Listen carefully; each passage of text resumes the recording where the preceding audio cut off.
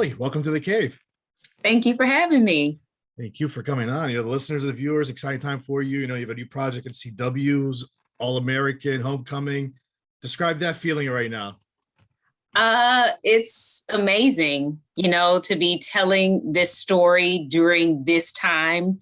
It's exciting, and I think that people can really relate to it.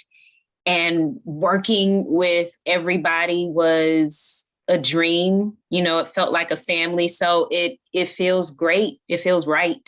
That's awesome. Before we get into more about the show, I was trying to do some research on you and everything. I want to know, how did you get into the acting world? What made you get into it?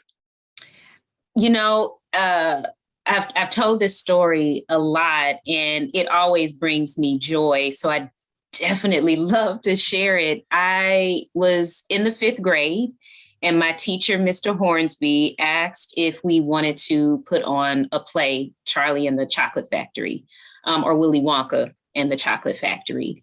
And everybody was like, yeah, let's do it. And I got to play the lead, Charlie. And my teacher asked if I wanted to change it to Charlene. And I was like, no, I can play a boy.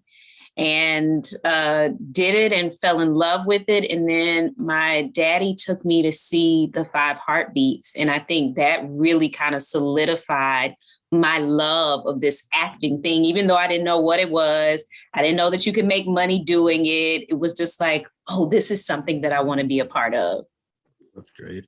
What do you, was there anybody that influenced you also to continue and pursue this? Yeah, there were quite a few people along the way. I think early on, my mom was always a great support, and just like, all right, you want to go here? We'll go here. You want to do that? We'll do that. And then as I began to really pursue it in college, I had professors like Dr. Charlene Holmes who poured so much into me. I met an amazing man, Freddie Hendricks, who started the Freddie Hendricks Youth Ensemble of Atlanta. And that all of those were just really good stepping stones and foundations for me to kind of end up where I am today. Wow.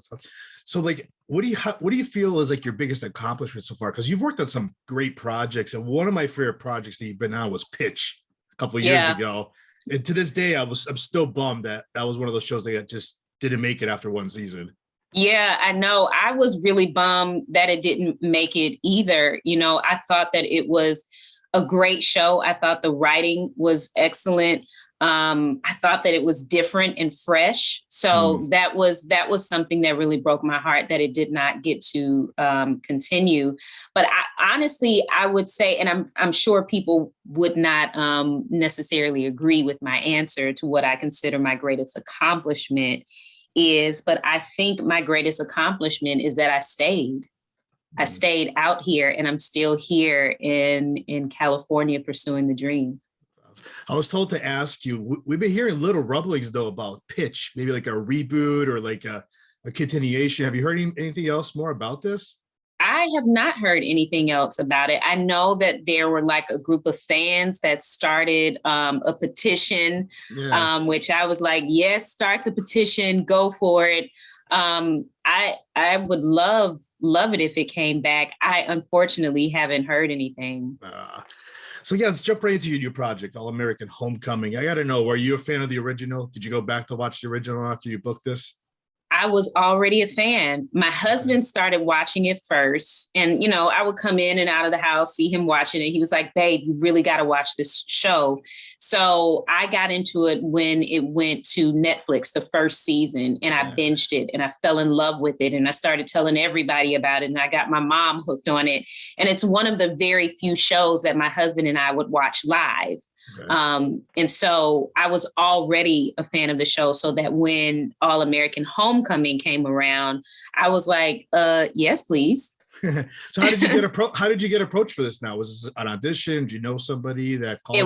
It was an audition. My team reached out to me for the audition, and had a wonderful, what I felt was a wonderful self-tape submission that I submitted. And then casting reached out and said they wanted to have a director's session. So I did that and got to meet our awesome casting director, Leah Daniels Butler, and the director of our backdoor pilot, Michael Schultz, during that session. And then found out they wanted to test me, and I booked it, and here we are. That's great. Would you ever want to see your character? We're going to jump into your character also. But would you ever want to see your character show up in the original? My character has shown up in the original. Yes. Yeah. I started watching the new one first. Okay. Yeah. So my character showed up in season 4. Okay. Episode 8 of All American. So, and that aired February 21st when we premiered. So it was really cool that I was on the flagship show and then immediately after on our show. So yeah, so I'd love to go back. How would you describe now Amara? She's smart. I like your character. She's spunky a little bit. I would describe Amara as hopelessly fearless. There's just there is a desire in her that wants to do good, but also wants to see good done for other people. And I think even if it cost her something, she's still willing to pay that price if on the other end of it, someone else is going to prosper. How did you prepare to play this character?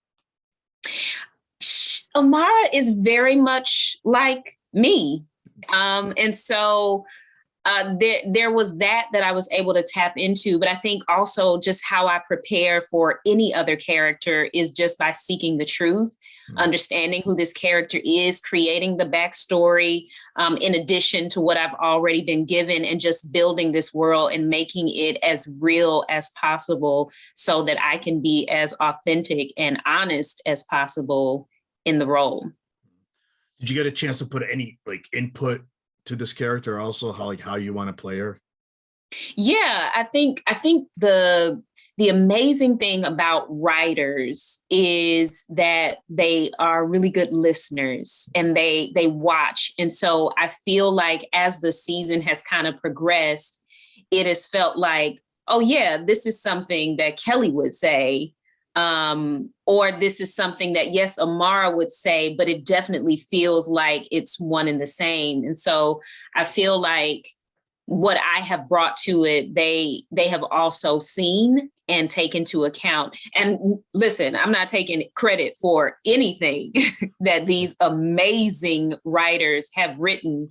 But I think that there is a good balance of our writers listening when we have something to say as actors. Is there anything you would change about her if you could? I've never received that question. Is there anything I would change about her? There's nothing that I can think of right now. She's not too perfect.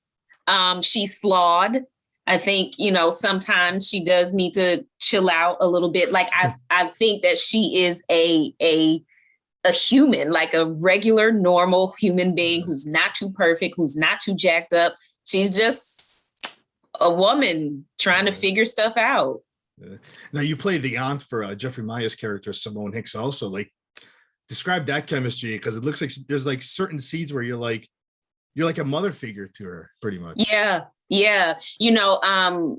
Jeff and I have our own relationship. We're texting constantly. And I think that translates onto the screen. Amara feels very protective of Simone. Amara doesn't have any children of her own. And so it does feel like Simone is her baby, and I identify with that. My sister has 2 children who I consider my own. The running joke is that I'm really their parents, and I came out to California to pursue my dreams. But I think that dynamic of just like, now my baby girl has come to the university where I teach, and I feel like I have a responsibility to protect her and be with her throughout all of what she's going to experience. Yeah. Now, do you find it easy when you're on set with her and you guys just have like the room to yourself pretty much? Yeah, it's so easy. You know, we laugh like hearty laughter with each other constantly. It's like two girlfriends hanging out. Mm. How would you describe the working with the rest of the cast and the vibe on set?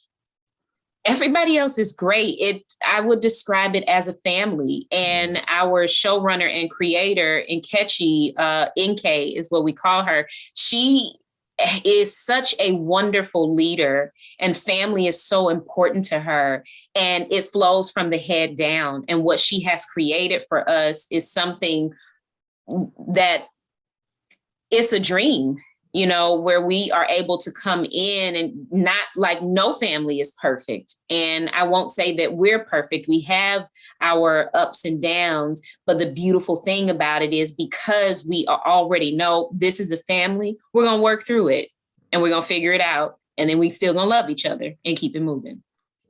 How many episodes are we expecting for the first season?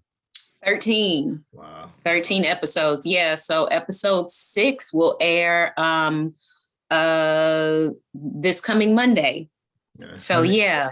Have you heard any news about a season 2 yet, or that's still in the works? We haven't heard news. Typically they don't give news about season 1 shows until around May. Okay. So that's kind of where we are. We were very excited to hear that our flagship show, All American, got a season 5 renewal. Right. So that's really exciting. So, you know, we feel confident, but you never know with this industry.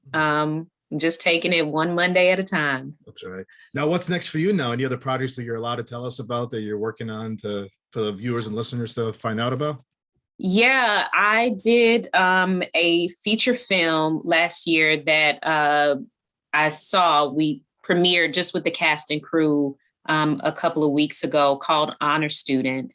And it was by far one of the hardest projects that I've ever had to work on as an actor, dealing with school shootings and the issues around it. I'm not sure right now. It's on the festival circuit, so we're waiting to hear back from a few things or a few festivals. But it's a really good piece. It's a tough one though. And then I'm also writing a play for Black Rebirth Collective, which is a collective that I'm a founding member of. The play is called Betty and Coretta, or it is about Betty and Coretta, Betty Shabazz and Coretta Scott King.